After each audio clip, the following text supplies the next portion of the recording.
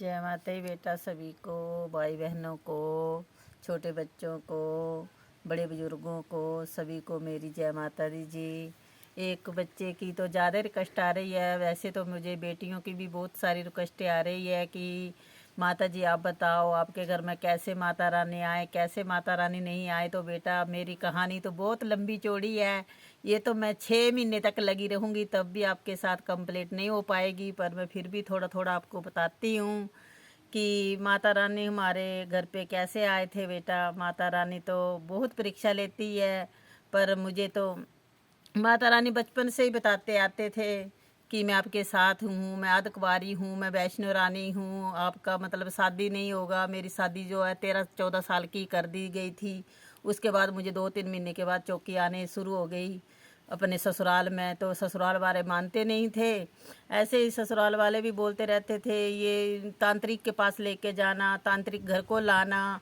कोई मतलब चेला जो दुनिया का छोड़ा नहीं था मेरे सास ससुर ने। क्या करना, नई नई नोई दहेली बहू भी शादी करके लाते हैं तो फिर बुरा तो लगता है सबको कि वो उसको चौकी आती थी, मेरे को पता नहीं चलता था। जब मैंने गिर जाना, अपने बच्चों को संभालना नहीं। मेरी बेटी 3 साल के बाद, मुझे शादी के बाद वो पैदा हुई बड़ी वाली। उसके बाद मेरे बहुत लंबी चौड़ी कहानी है बेटा, मैं क्या बताऊं। पर फिर भी चलो आपकी रिक्वेस्ट आई है तो मैं थोड़ा थोड़ा शॉर्ट में बताने वाली हूँ। उसके बाद मुझे धीरे धीरे तांत्रिक के पास लेके जाते रहे, पर माता रानी मुझे जो बताती थी, जो मुझे अकेले में बताती थी, तांत्रिक के पास मुझे चौकी नहीं आती थी। पौन बोलते हम जिसको, पहाड़ी च खेल भी बोलते ना। तपस्या नहीं आती ही मुझे उतर दिसते बाद। उसके बाद तो फिर मेरे को चौकी नहीं आती थी तो तांत्रिक चले जाते थे, पैसे लेते थे। कोई 1000 लेता था, कोई 10,000, कोई 5,000, कोई 2,000 में भी आ जाता था। तो उस टाइम वो पैसे बहुत होते थे। 35 साल तो मेरी शादी को हो चुके हैं, तो सोच लो आपकी 35 साल पहले की बात कर रही हूँ मैं।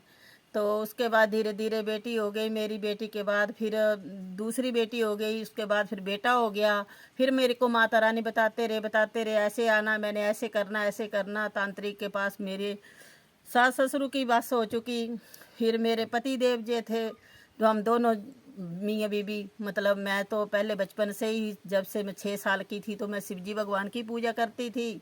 शिवजी भगवान की पूजा के साथ करने के बाद मैं अपने पति देव को शिवजी के रूप में ही पाया उनको। तो ये माता रानी की पूजा करते थे। जैसे जैसे ये माता रानी की पूजा करते गए वैसे मैंने इनके साथ माता रानी की पूजा करने शुरू कर दी। नवरात्रों में माँ माई की मैं अखंड जोत जगाने लगी। कंजकों के मतलब बस्तर वगैरह में माता रानी को सिला के खुद 9 कंजकों का पूजन करने लगी।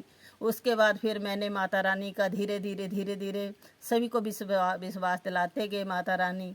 उसके बाद फिर मेरी बच्ची जब 7 साल की हुई तो उसको माता रानी ने उसके ही शरीर में आके मेरे परिवार को विश्वास दिलाया कि आप क्यों नहीं मानते हो कि ये मैं वैष्णो माता हूँ।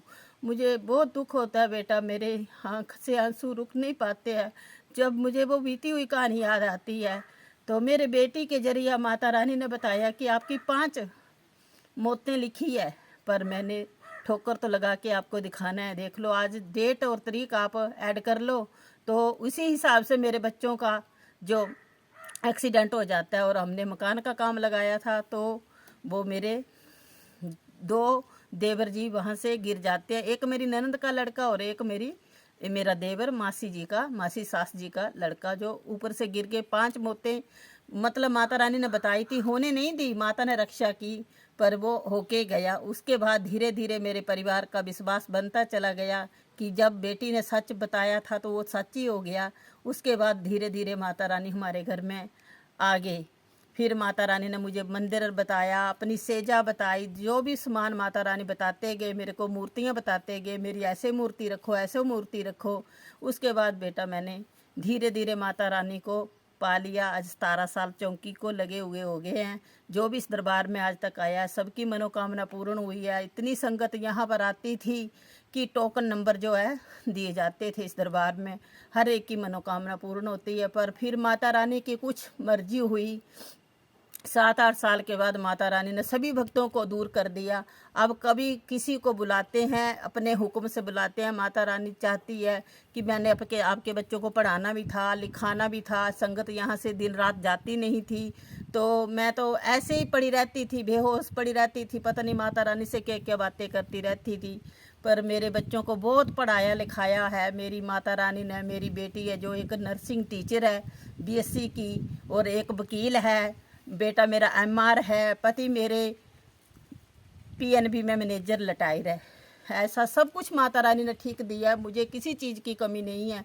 माता रानी का दिया हुआ सब कुछ है, माता रानी का बहुत आशीर्वाद है। जो किसी के साथ बात होनी होती है वो माता रानी मुझे बता देते हैं। जो भी इस दरबार में आया है आज तक और आता है, उसकी हर एक की मनोकामना पूर्ण करती है। ऐसे माता रानी किसी को नहीं बुलाते हैं।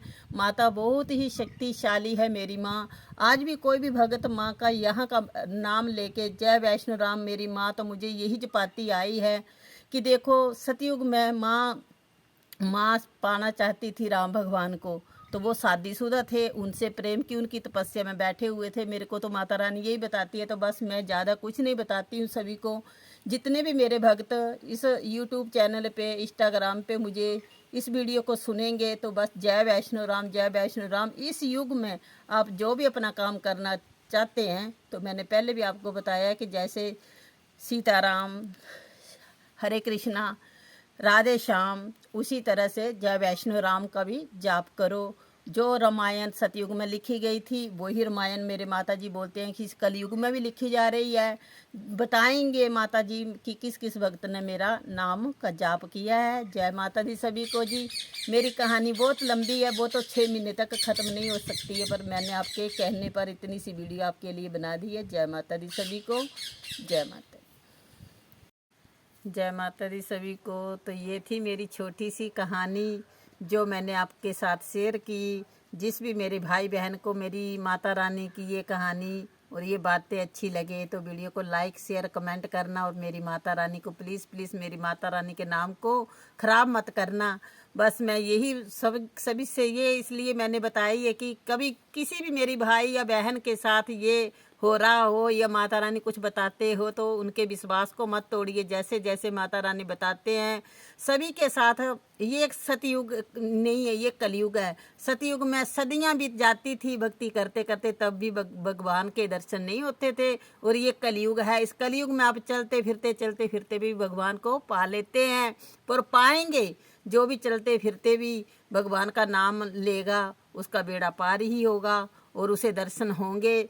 माता रानी उसकी हर मनोकामना भी पूर्ण करेगी। और नए साल मतलब ये ख़त्म है 31 दिसंबर लास्ट, और जो आ रहा है 23 पहली जनवरी की मेरी शुभकामनाएं आपको बहुत बहुत मेरे परिवार की तरफ से सभी को शुभकामनाएं, सभी को ढेर सारा प्यार। जय माता दी सभी को जी, जय माता दी। वीडियो को लाइक शेयर कमेंट जरूर करें, पर प्लीज़ मुझे ऐसा कमेंट करके कोई दुखी ना करें कि ये माता रानी के नाम के ऊपर क्या है। क्या किसी को भाई ठीक लगे तो सब्सक्राइब कर लेना चैनल को, कमेंट करना, जय माता की करो, बाकी कुछ नहीं चाहिए मुझे। बस मेरे माता रानी के ऊपर कोई मजाक ना बनाए बस। जय माता दी सभी को, जय माता दी। माता रानी का ढेर सारा आशीर्वाद आने वाले साल में हर एक की मनोकामना पूर्ण करे माता रानी। जय माता।